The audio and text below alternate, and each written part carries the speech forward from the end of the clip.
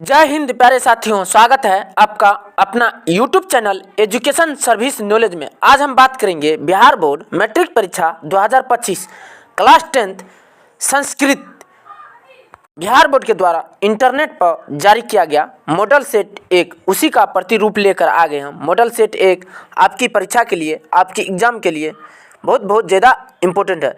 इस model paper में बच्चों एक से महत्वपूर्ण सवाल, ऑब्जेक्टिव सवाल दिए गए हैं जो उत्तर सहित हम बताने वाले हैं। अगर मेरा चैनल पर पहली बार वीडियो देख रहे हैं तो वीडियो को लाइक और चैनल को सब्सक्राइब करें और बेल आइकन को ऑन कर लीजिएगा ताकि शिक्षा से संबंधित आने वाली वीडियो आप तक जरूर पहुंच सके। और इस वीडियो को शुरू से लेकर अंत तक जरूर देखिएगा और उन साथियों की शेयर कर दीजिएगा जो बिहार बोर्ड मैट्रिक परीक्षा की तैयारी कर रहे हैं। अब हम चलते हैं प्रश्न की ओर, एक एक प्रश्न को हल करते हैं। पहला प्रश्न, अनियमितम का अर्थ क्या है? बहुत, झूठ, सत्य, अधिक। यहाँ पर राइट आंसर हो जाएगा ऑप्शन बी, झूठ। अनियमितम का अर्थ झूठ होता है। अगला प्रश्न, प्रश्न संख्या 2, बहती हुई नदी कहाँ मिलती है? सरोवर, नदी, सागर, इनमें से सभी। यहाँ पर राइट आंसर हो जाएगा ऑप्शन सी, सागर। बहती हुई नदी सागर में जाकर मिलती है। अगला प्रश्न, प्रश्न संख्या 3, किसकी जीत होती है? क्रोध, असत्य, सत्य, मोह। यहाँ पर राइट आंसर हो जाएगा ऑप्शन सी, सत्य। सत्य की जीत होती है, असत्य की नहीं होती है। यह क्वेश्चन बहुत ही इंपॉर्टेंट है क्योंकि बिहार बोर्ड द्वारा बार बार पूछा जाता है। अगला प्रश्न, प्रश्न संख्या 4, सिख संप्रदाय के 10वें गुरु कौन थे? गुरु नानक, स्वामी बिरजानंद, स्वामी दयानंद, गुरु गोविंद सिंह। यहाँ पर राइट आंसर हो जाएगा ऑप्शन डी, गुरु गोविंद सिंह। सिख संप्रदाय के 10वें गुरु गुरु गोविंद सिंह थे। अगला प्रश्न, प्रश्न संख्या 5, पटना के किस दिशा में गंगा नदी बहती है? उत्तर, दक्षिण, पूर्व, पश्चिम। यहाँ पर राइट आंसर हो जाएगा ऑप्शन ए, उत्तर। अगला प्रश्न, प्रश्न संख्या 6, कौमुदी महोत्सव किस वंश के शासनकाल में होता था? गुप्त वंश, मौर्य वंश, पाल वंश, चोल वंश। यहाँ पर राइट आंसर हो जाएगा ऑप्शन ए, गुप्त वंश। कौमुदी महोत्सव गुप्त वंश के शासनकाल में मनाया जाता था। यह क्वेश्चन बहुत ही इंपॉर्टेंट है क्योंकि बिहार बोर्ड द्वारा बार बार पूछा जाता है। अगला प्रश्न, प्रश्न संख्या 7, राजशेखर द्वारा रचित ग्रंथ निम्नलिखित में से कौन है?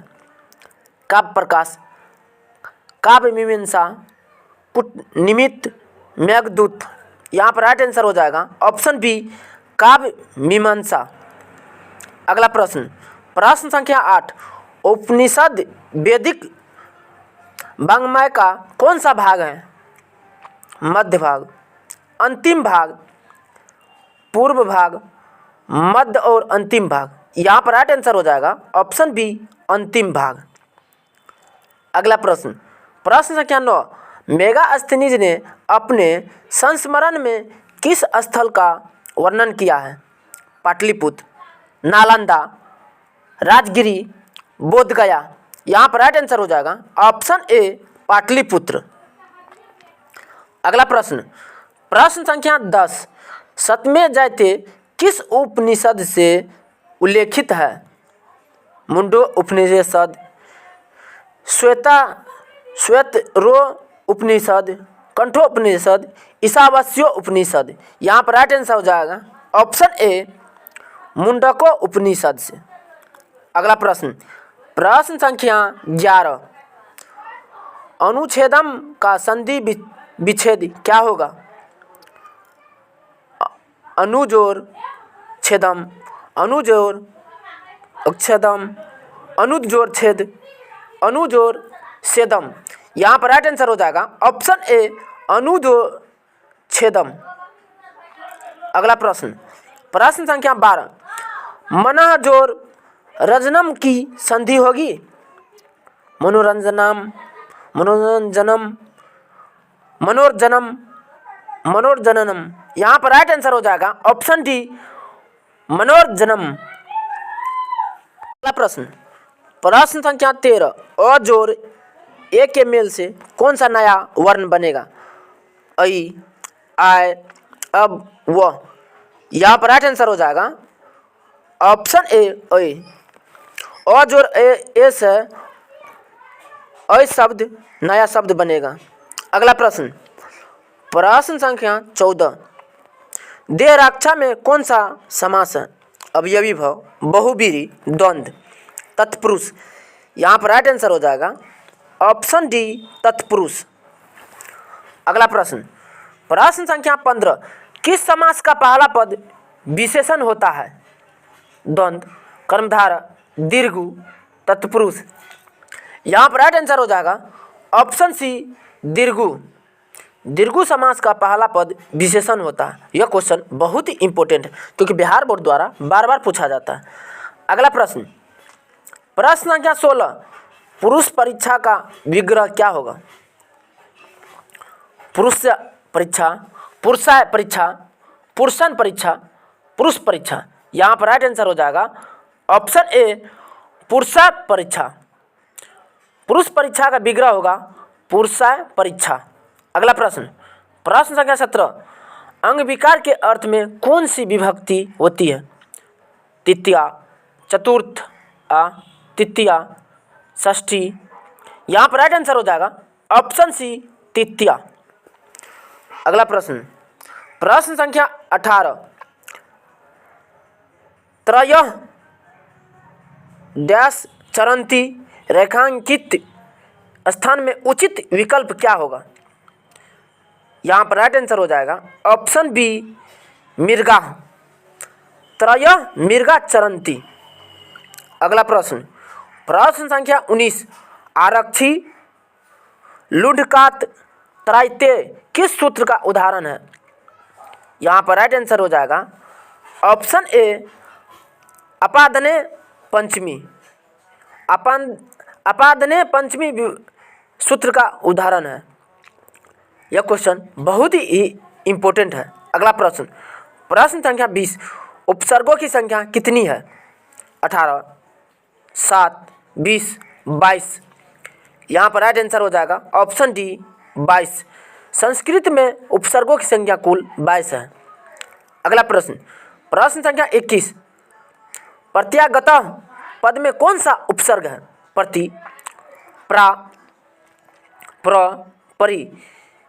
यहाँ पर राइट आंसर हो जाएगा ऑप्शन ए, प्रति।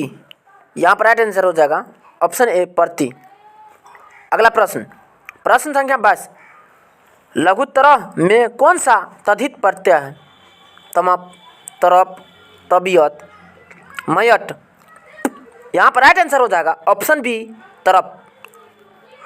अगला प्रश्न, प्रश्न संख्या 23, भवन्त्यः पुरुषाः शर्तवात रिक्त स्थानों में उचित विकल्प क्या होगा? ते भूयः देवाः गायन्ति। यहाँ पर राइट आंसर हो जाएगा ऑप्शन सी, देवा। अगला प्रश्न, प्रश्न संख्या 24, भारत महिमा पाठ का द्वितीय श्लोक किस पुराण से संकलित है? विष्णु पुराण से, भागवत पुराण से, पद्म पुराण से, वायु पुराण से। यहाँ पर राइट आंसर हो जाएगा ऑप्शन बी, भागवत पुराण से। अगला प्रश्न, प्रश्न संख्या 25, विदुर कौन थे? राजा, मंत्री, सैनिक, सेनापति। यहाँ पर राइट आंसर हो जाएगा ऑप्शन बी, मंत्री। विदुर मंत्री थे। यह क्वेश्चन बहुत ही इंपॉर्टेंट है क्योंकि बिहार बोर्ड द्वारा बार बार पूछा जाता है। अगला प्रश्न, प्रश्न संख्या 26, आचरण किसका हनन करता है? धन, कुलक्षण, सत्य, अनर्थ। यहाँ पर राइट आंसर हो जाएगा ऑप्शन बी, कुलक्षण। आचरण कुलक्षण का हनन करता है। अगला प्रश्न, प्रश्न संख्या 27, पति किसका रक्षक होता है? स्त्री, बहन, भाई, पुत्र। यहाँ पर राइट आंसर हो जाएगा ऑप्शन ए, स्त्री। पति स्त्री का रक्षक होता है। अगला प्रश्न, प्रश्न संख्या 28, स्थिता स्वकर्य मूला धावंती जंतवः कहाँ से लिया गया है? पंचतंत्रम, पुरुष परीक्षा, नीति श्लोकों का, सत्रकारा। यहाँ पर राइट आंसर हो जाएगा ऑप्शन बी, पुरुष परीक्षा। पुरुष परीक्षा से लिया गया है। अगला प्रश्न, प्रश्न संख्या 29, कर्मवीर कथा किस प्रकार की कथा है? लघु कथा, निबंध, कथा, नाटक। यहाँ पर राइट आंसर हो जाएगा ऑप्शन ए लघु कथा। कर्मवीर लघु कथा है। यह क्वेश्चन बहुत ही इंपॉर्टेंट है क्योंकि बिहार बोर्ड द्वारा बार बार पूछा जाता है। अगला प्रश्न, प्रश्न संख्या 30, बालक किसकी शैली से आकृष्ट हुआ? राजा, शिक्षक, छात्र, मुखिया। यहाँ पर राइट आंसर हो जाएगा ऑप्शन बी शिक्षक। बालक शिक्षक शैली से आकृष्ट हुआ। अगला प्रश्न, प्रश्न संख्या 31, बूढ़ा बाघ क्या देना चाहता था? चांदी का कंगन, धन, सोने का कंगन, आभूषण। यहाँ पर राइट आंसर हो जाएगा ऑप्शन ए चांदी का कंगन। बूढ़ा बाघ चांदी का कंगन देना चाहता था। अगला प्रश्न, प्रश्न संख्या 32, पथिक कहाँ फंस गया था? सरोवर में, नदी में, कुआं में, कीचड़ में। यहाँ पर राइट आंसर हो जाएगा ऑप्शन डी कीचड़ में। पथिक कीचड़ में फंस गया था। यह क्वेश्चन बहुत ही इंपॉर्टेंट है क्योंकि बिहार बोर्ड द्वारा बार बार पूछा जाता है। अगला प्रश्न, प्रश्न संख्या 33, इंद्र किस रूप में कर्ण से के समक्ष प्रकट हुए? साधु, याचक, दाता, ब्राह्मण। यहाँ पर राइट आंसर हो जाएगा ऑप्शन डी ब्राह्मण। इंद्र ब्राह्मण के रूप में कर्ण के सामने प्रकट हुए थे। अगला प्रश्न, प्रश्न संख्या 34, समय बीतने पर किसका नाश हो जाता है? विद्या, शिक्षा, क्षेत्र, धन। यहाँ पर राइट आंसर हो जाएगा ऑप्शन बी शिक्षा। समय बीतने के बाद शिक्षा का नाश हो जाता है, पुनः फिर वापस नहीं हो पाता है। अगला प्रश्न, प्रश्न संख्या 35, दानवीर कौन था? कर्ण, अर्जुन, कृष्ण, इंद्र। यहाँ पर राइट आंसर हो जाएगा ऑप्शन ए कर्ण। दानवीर कर्ण था। अगला प्रश्न, प्रश्न संख्या 36, कर्ण किस देश का राजा था? मगध, अंग, राजगिरी, हस्तिनापुर। यहाँ पर राइट आंसर हो जाएगा ऑप्शन बी अंग। कर्ण अंग देश का एक महान राजा था। अगला प्रश्न, प्रश्न संख्या 37, भतभयम में कौन सा प्रत्यय है? तबियत, अनियर, यत, नयत। यहाँ पर राइट आंसर हो जाएगा ऑप्शन ए तबियत। भतभयम में तबियत प्रत्यय है। यह क्वेश्चन बहुत ही इंपॉर्टेंट है।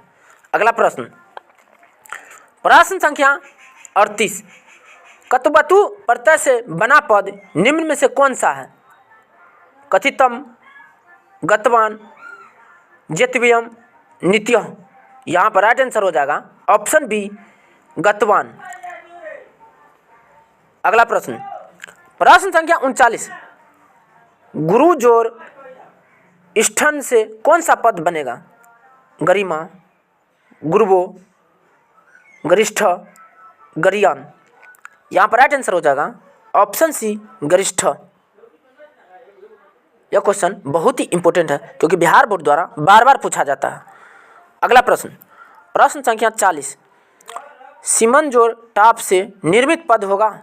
सिमना, सीमान, सीमा, सीमंता। यहाँ पर राइट आंसर हो जाएगा ऑप्शन सी सीमा।